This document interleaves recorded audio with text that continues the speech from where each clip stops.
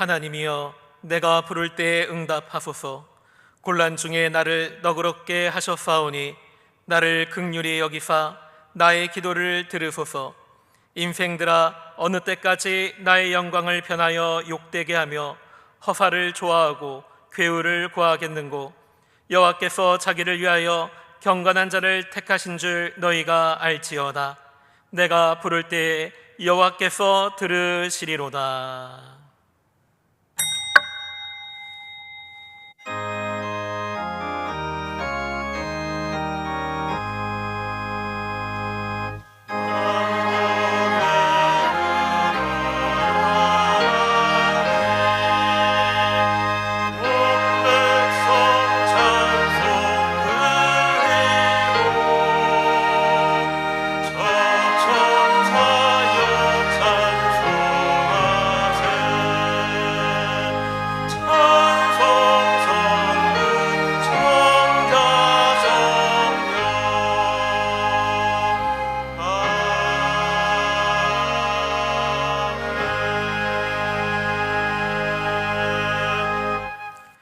전능하사 천지를 만드신 하나님 아버지를 내가 믿사오며 그 외아들 우리 주 예수 그리스도를 믿사오니 이는 성령으로 잉태하사 동정녀 마리아에게 나시고 본디오 빌라도에게 고난을 받으사 십자가에 못 박혀 죽으시고 장사한 지 사흘 만에 죽은 자 가운데서 다시 살아나시며 하늘에 오르사 전능하신 하나님 우편에 앉아 계시다가 저리로서 산자와 죽은 자를 심판하러 오시리라. 성령을 믿사오며 거룩한 공예와 성도가 서로 교통하는 것과 죄를 사하여 주시는 것과 몸이 다시 사는 것과 영원히 사는 것을 믿사옵나이다. 아멘. 다 같이 자리에 앉으시기 바랍니다. 오늘 성경 본문은 누가복음 19장 1절에서 10절 말씀입니다. 신약 성경 127페이지에 있습니다. 오늘 성경 본문은 누가복음 19장 1절에서 10절 말씀입니다. 신약 성경 127페이지에 있습니다. 말씀을 봉독해 드리겠습니다. 예수께서 여리고로 들어 지나가시더라. 삭개오라 이름하는 자가 있으니 세리장이요 또한 부자라. 저가 예수께서 어떠한 사람인가 하여 보고자 하되 키가 작고 사람이 많아 할 수 없어 앞으로 달려가 보기 위하여 뽕나무에 올라가니 이는 예수께서 그리로 지나가시게 되미러라. 예수께서 그곳에 이르사 우러러 보시고 이르시되 삭개오야 속히 내려오라. 내가 오늘 내 집에 유하여야 하겠다 하시니 급히 내려와 즐거워하며 영접하거늘 뭇사람이 보고 수군거려 가로되 저가 죄인의 집에 유하러 들어갔도다 하더라. 삭개오가 서서 주께 여짜오되 주여 보시옵소서. 내 소유의 절반을 가난한 자들에게 주겠사오며 만일 네 것을 토색한 일이 있으면 4배나 갚겠나이다. 예수께서 이르시되 오늘 구원이 이 집에 이르렀으니 이 사람도 아브라함의 자손이미로다. 인자에 온 것은 잃어버린 자를 찾아 구원하려 함이니라. 성가대의 찬양 후에 당회장 조무사님께서 예수님의 마음을 움직이게 한 삭개오, 이와 같은 제목으로 말씀해 주시겠습니다.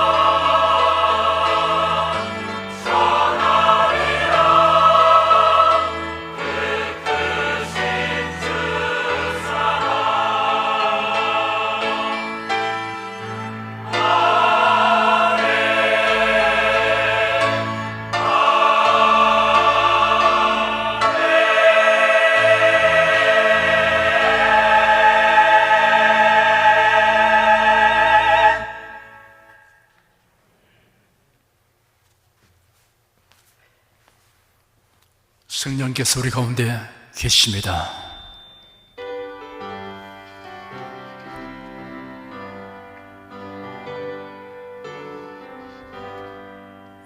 곧새 주를 믿는 이들 찬송하고 찬송하세.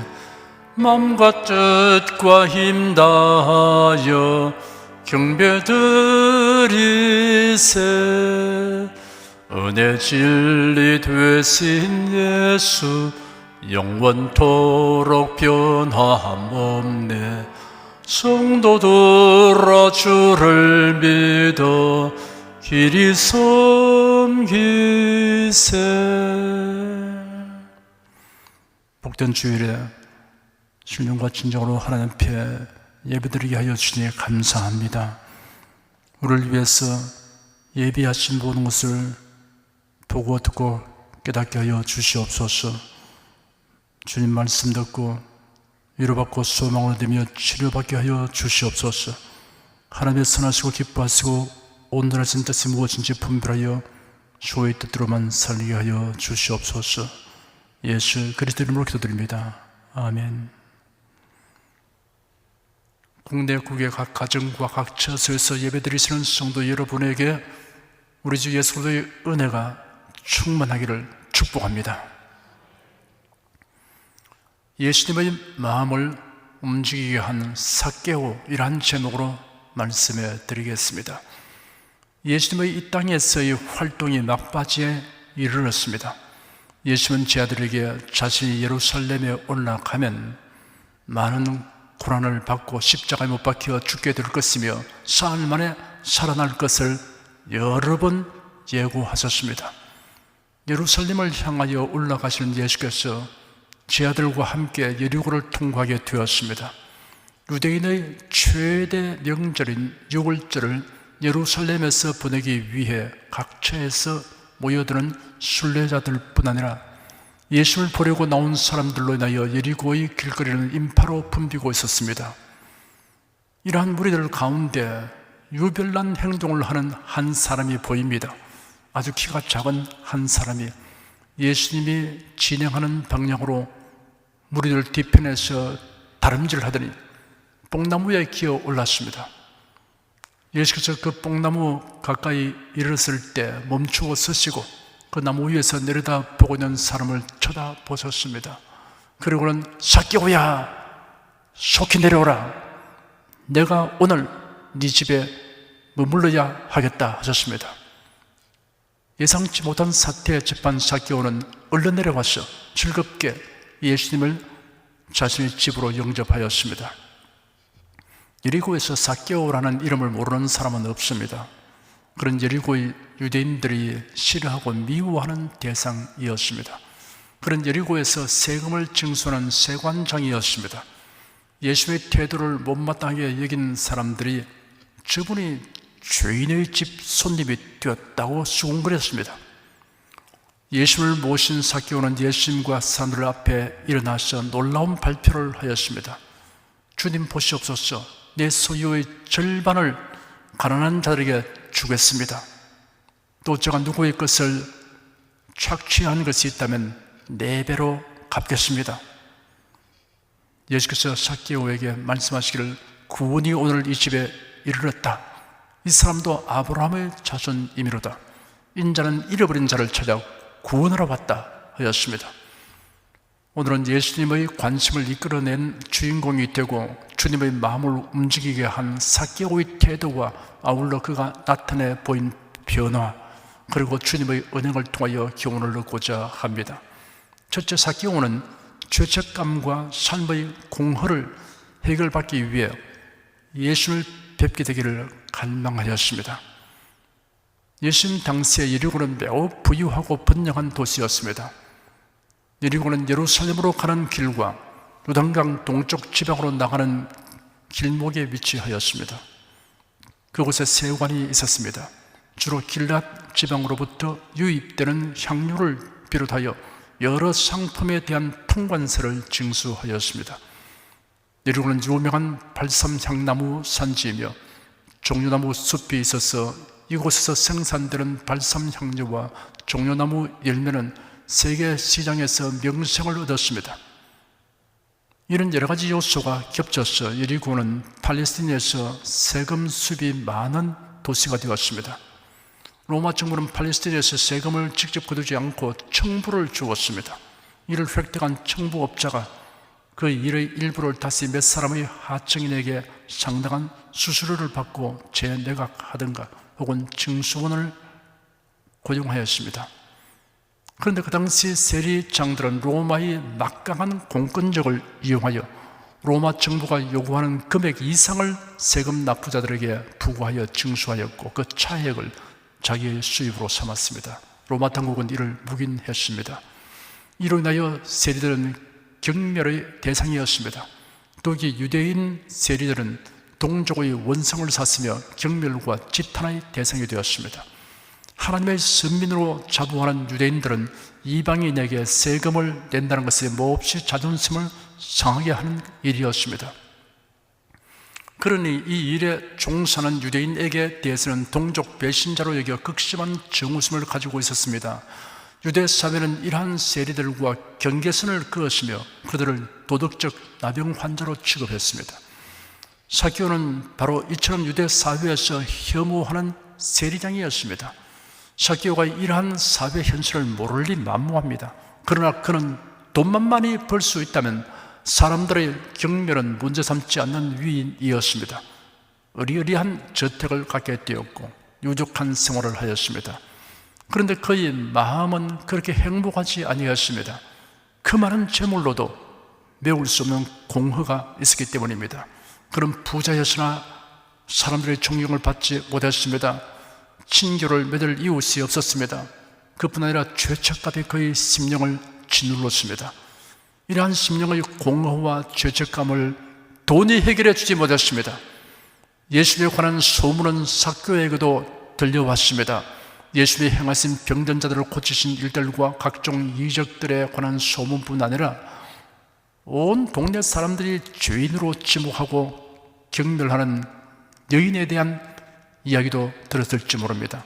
죄만한 여인이 예수님의 발을 눈물로 적시고 자기 머리털로 씻고 그 발에 입 맞추고 향유를 부었을 때 예수님이 이를 용납했을 뿐 아니라 사람들에게 여인이 이렇게 행동한 동기를 드러내어 말씀하신 다음 여인을 향해 말씀하시기를 네 죄 사함을 바라느니라, 내 믿음이 너를 구원하였으니 평안히 가라 하였다는 이야기가 온통 그의 마음을 사로잡았을 것입니다.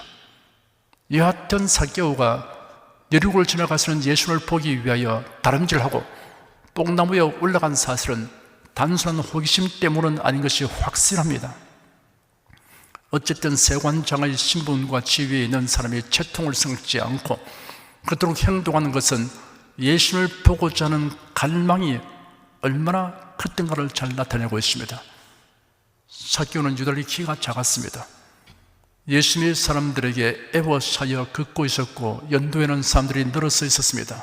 그러나 이러한 악조건도 그의 갈망하는 마음과 열정 앞에는 문제되지 않았습니다.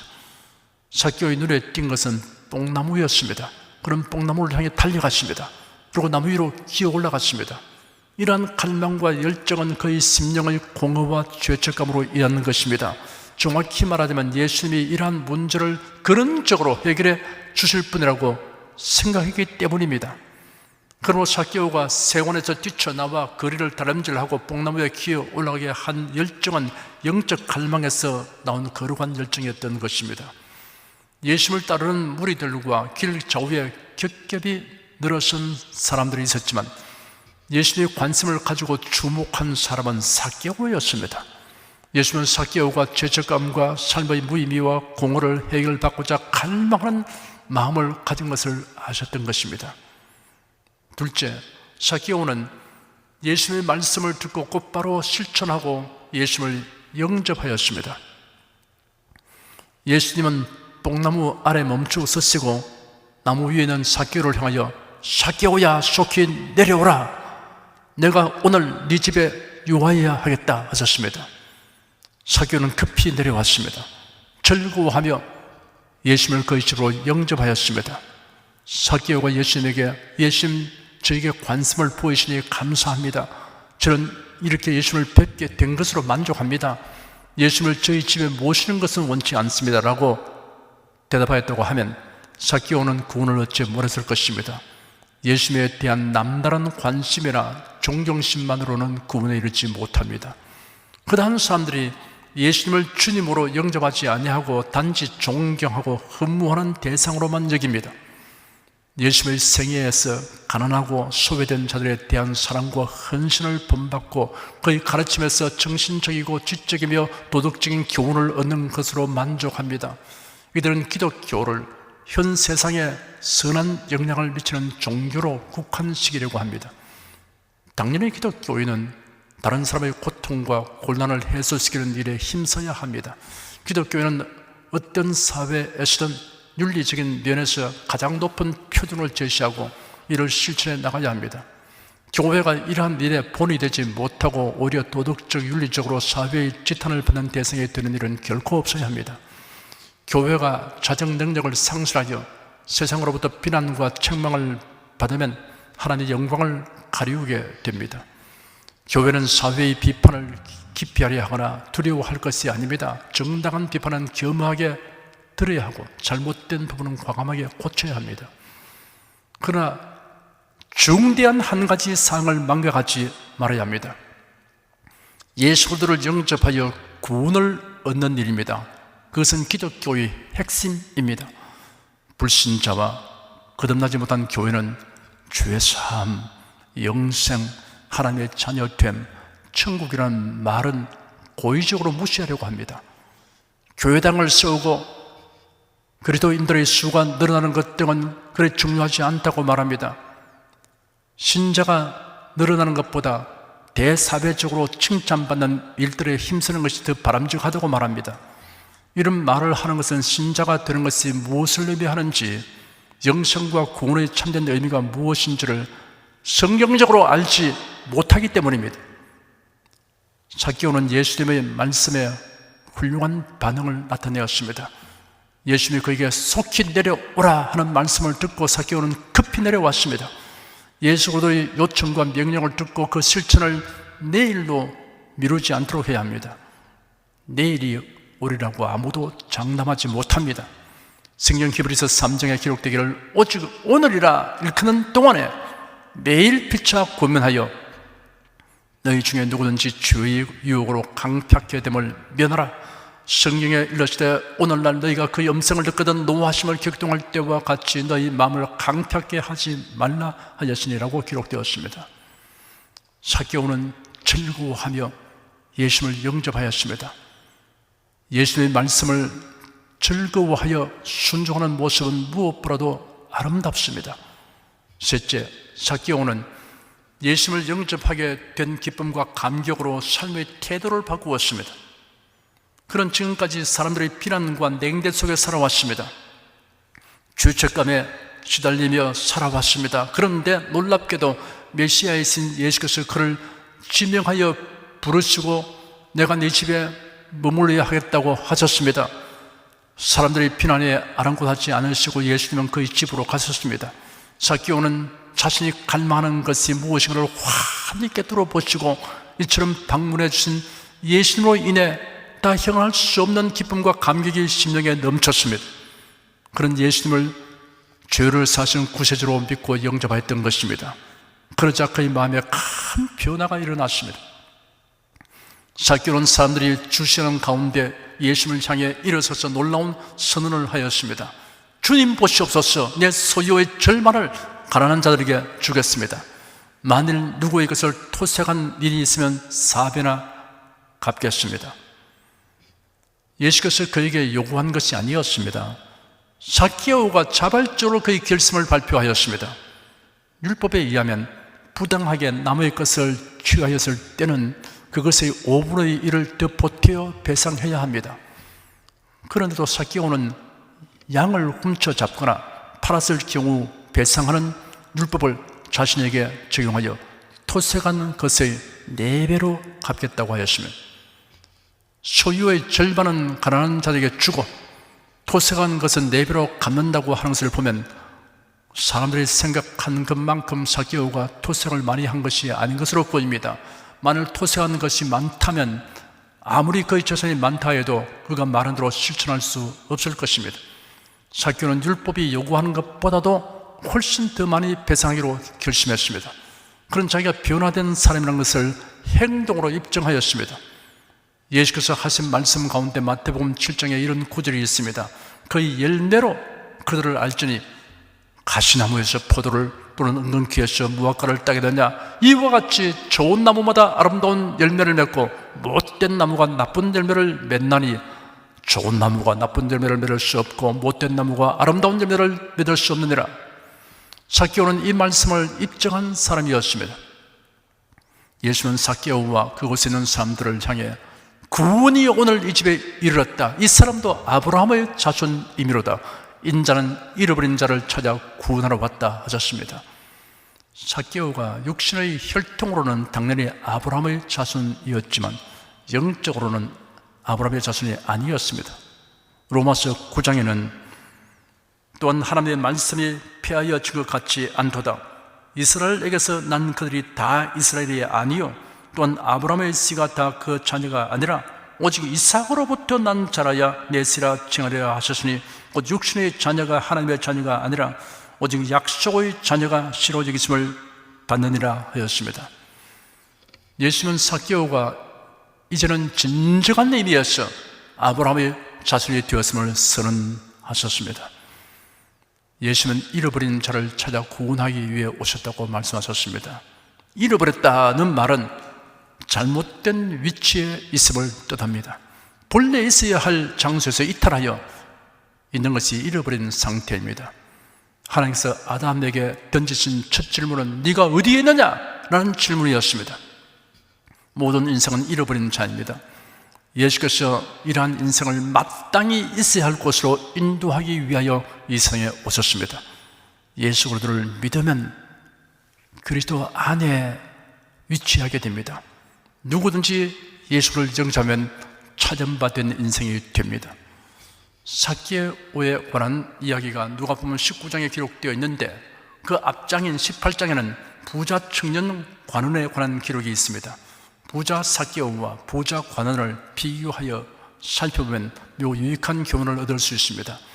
예수의 바리새인들과의 논쟁을 하신 후 예언기를 다시 진행하려고 나섰을 때였습니다. 한 사람이 달려와서 예수 앞에 꿇어 앉았습니다. 사람들의 시선이 일제히 그 남자에게 모아졌습니다. 이 사람은 젊고 큰 부자이며 높은 관직에 있으며 율법을 성실하게 수행하는 사람이었습니다. 사회적 통념으로는 성공하고 출세한 사람입니다. 무엇 하나 부족한 것이 없어 보이는 이 사람이 여러 사람들이 지켜보는 가운데 예수님에게로 달려와서 길에 꿇어 앉아 질문하는 모습을 보면 그가 예수님께 나온 동기가 무엇인가를 알 수 있습니다. 진리를 탐구하려는 것이 동기이며 목적이었습니다. 그가 질문한 내용이 이를 더욱 확실하게 증명하여 줍니다. 그는 예수님에게 내가 무엇을 하여야 영생을 얻겠습니까? 라고 질문했습니다.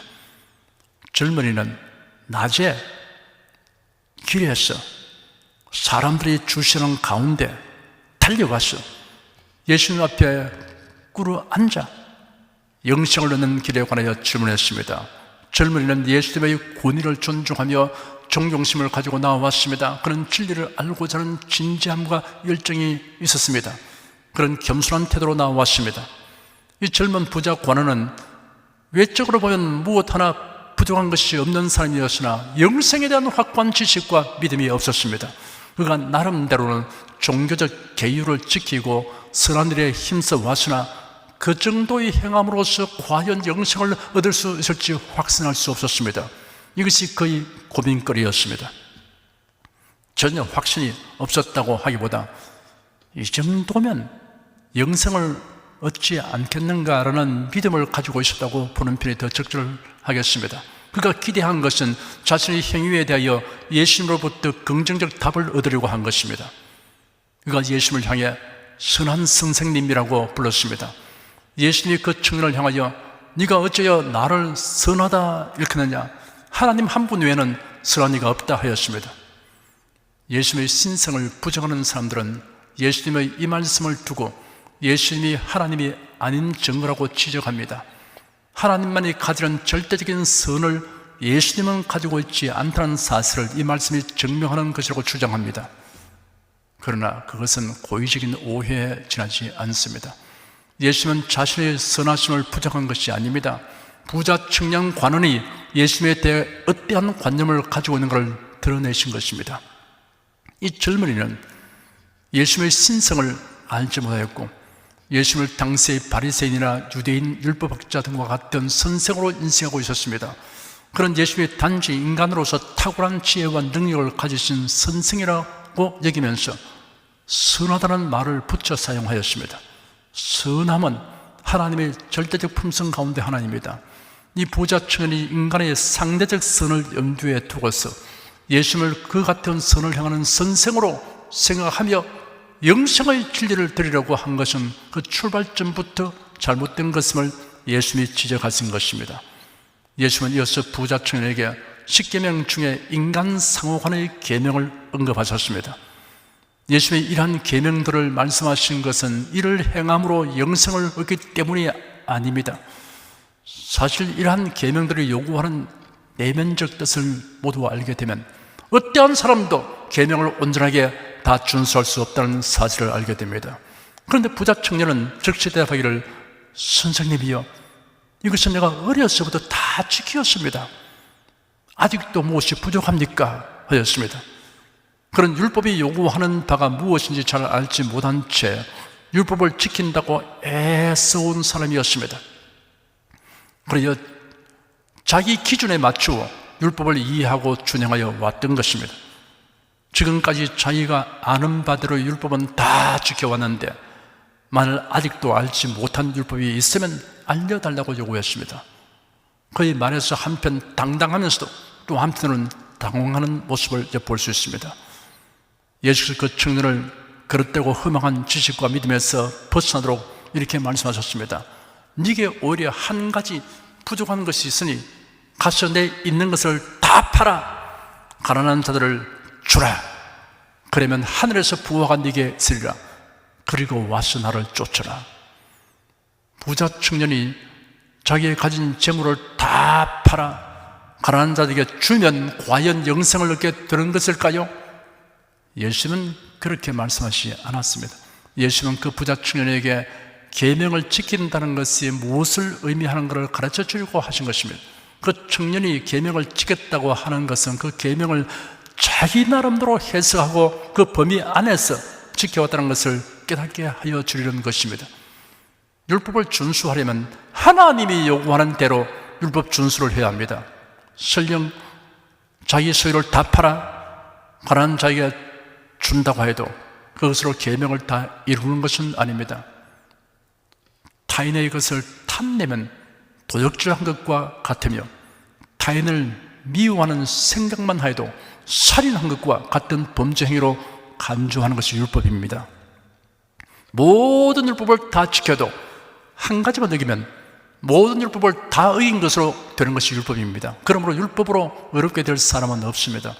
예수는 이 젊은 부자 관원이 그 많은 재물을 다 처분하여 가난한 자에게 나누어 주는 일은 결코 하지 못할 것을 잘 알고 있었습니다.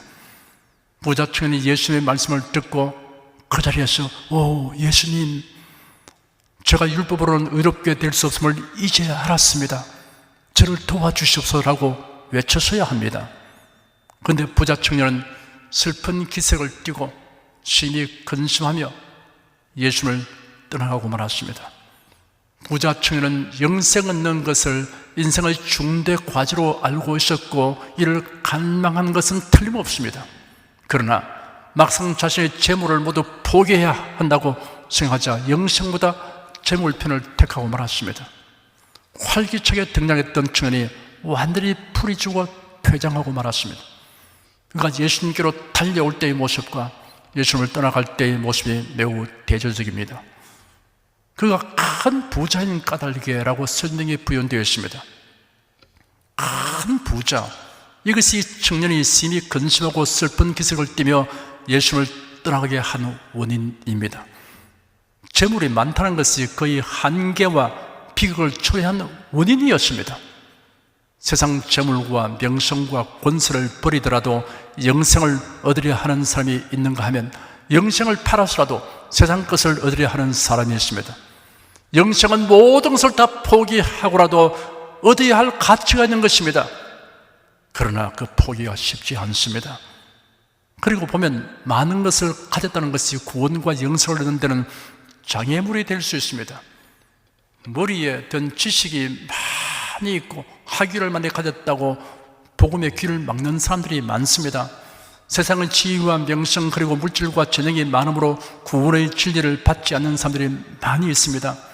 건강과 미모가 뛰어난 것 때문에 전도자를 홀대하는 사람들도 있습니다. 영생을 얻기 위하여 이 모든 것을 포기하려고 하면 할 자가 있겠습니까? 좀처럼 없습니다. 그렇기 때문에 때로는 하나님이 그의 택한 백성을 그리스도 안으로 인도하기 위하여 이런 것들을 잃어버리게 섭리하실 경우가 있습니다.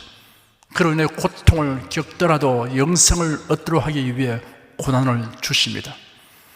그런데 우리가 알아야 할 것은 실제로 이런 소유들을 모두 내버려야 된다는 것은 아닙니다. 영생이 그 무엇보다도 더 중요하다는 것을 알고 영생과 이런 것들을 양자택일해야 할 경우라면 주저없이 영생을 택할 수 있는 자가 되어야 한다는 것입니다. 18장의 부자 관원은 예수님을 떠나갔으나 19장의 부자 삭개오는 예수님을 영접하였습니다. 이 두 사람이 예수님을 만난 동기와 목적이 서로 달랐습니다.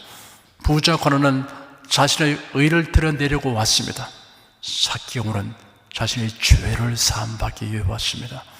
부자 관원은 영영이 잃어버린 자 되었습니다. 삭개오는 찾은 바 되었습니다. 삭개오는 예수님의 관심의 대상이 되었고 예수님의 마음을 움직이게 한 사람이 되었습니다. 그래야 성경을 상고하는 우리에게 훌륭한 교훈을 남겼습니다. 사랑하는 여러분은 이 교훈을 자기 것으로 삼게 되시기를 축원합니다. 기도하겠습니다. 오늘 삭개오에 관한 성경의 기록을 통해서 영생에 대해서 저희들 더 깊이 생각하게 된 것을 감사합니다. 세상 모든 것을 가지고도 영생을 살 수가 없고 인간의 어떤 행위로도 영생을 얻을 수가 없다는 사실이 분명한데 허다한 사람들이 자기 방법으로 자기가 정한 모든 계명으로 영생에 이르려고 애를 쓰고 있습니다. 예수님이 요구하시는 것에 대해서는 받아들일 수 없다고 쓸쓸히 따라가는 사람이 많습니다. 우리에게 성령께서 오셔서 마음문을 열어주시고 진리를 깨닫게 하여 주심으로 저희들이 영생보다 더 귀한 것이 없는 것을 알게 하신 것을 감사합니다. 영생을 위해서 모든 것을 버릴 수 있는 용단을 내리도록 성령께서 도와주신 것을 감사합니다. 우리가 가진 모든 것을 영생을 얻은 사실에 대한 감사와 수많은 사람들을 이 길로 이끌기 위한 일에 사용할 수 있도록 우리가 모든 것을 수단화하게 하여 주신 것을 감사합니다. 주 하나님, 우리의 온순들이 구원받았다, 영생을 얻다는 이 한 가지 사실만 생각하면 마음의 기쁨이 넘치게 하여 주시옵시고 어떠한 어려움도 능히 감내하게 도와주시고 극복하게 하여 주시니 감사합니다. 이 기쁨을 가지고 언제나 소망을 가지고 살게 하여 주시니 감사합니다. 예수님 이름으로 감사하며 기도드립니다. 아멘. 여러분 가슴 위에 손을 얹으십시오. 우리 기도를 응답하신 주님을 앙망하시기 바랍니다.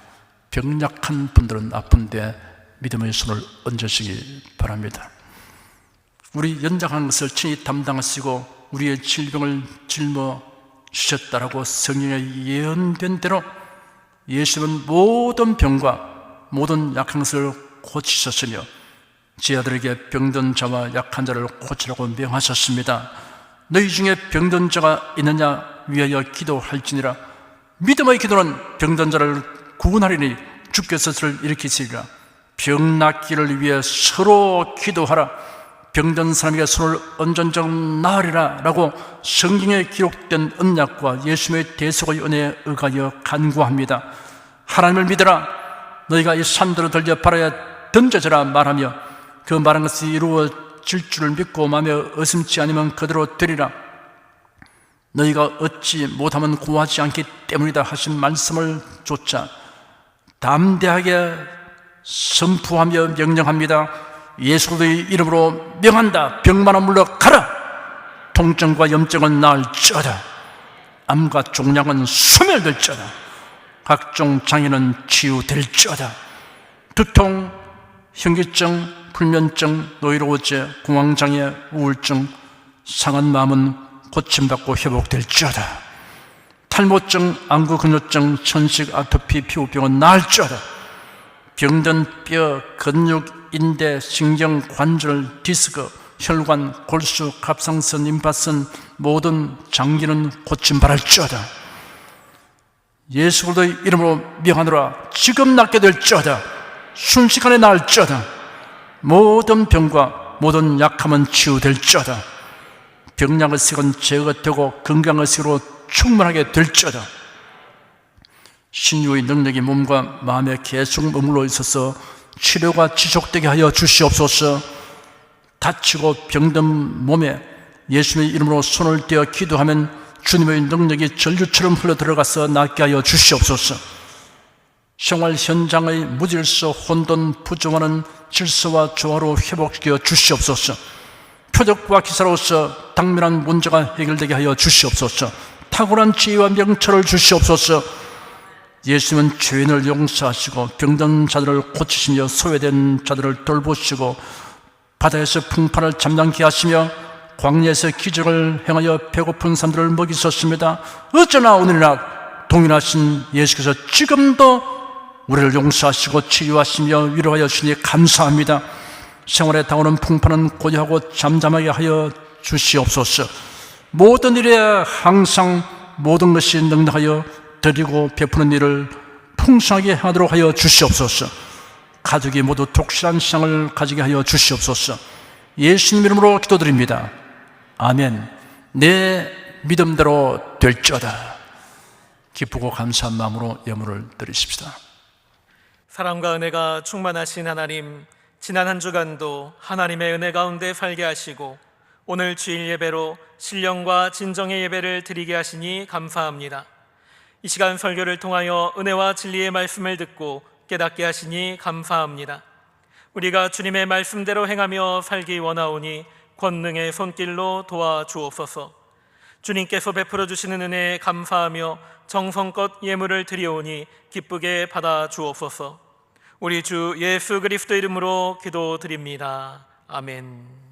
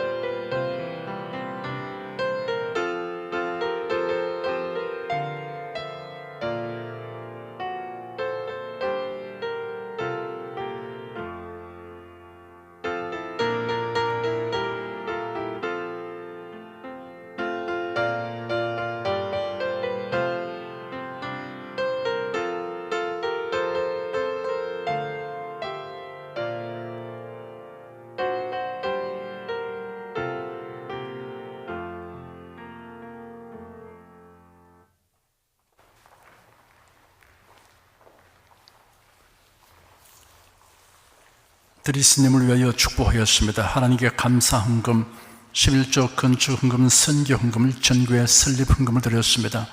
향기로운 예물로 연락해 주시고 우리 온 성도의 생활을 윤택하게 하여 주시옵소서. 예수 그리스도 이름으로 축복하며 기도드립니다. 아멘.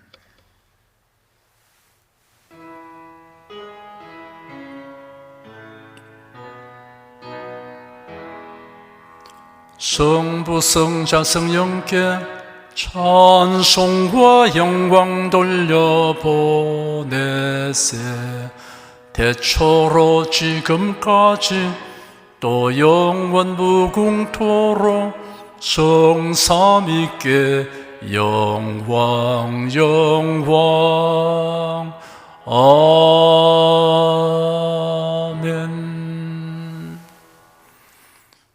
우리 주 예수 그리스도의 은혜와 하나님 아버지의 사랑과 성령의 교통하심이 은혜와 진리 가운데 살아가는 모든 성도들을 위해 임하시옵기를 축원합니다. 아멘.